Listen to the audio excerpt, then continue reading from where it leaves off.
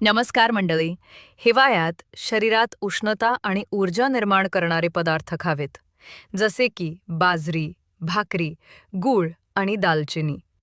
मुळांच्या भाज्या, गाजर, गोड बटाटे आणि मुळा यासारख्या भाज्या हंगामी असतात आणि सर्दीशी लढण्यासाठी आवश्यक पोषक तत्वे देतात.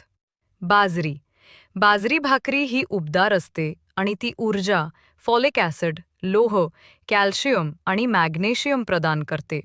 गूळ गूळ शरीरात उष्णता निर्माण करण्यास मदत करतो.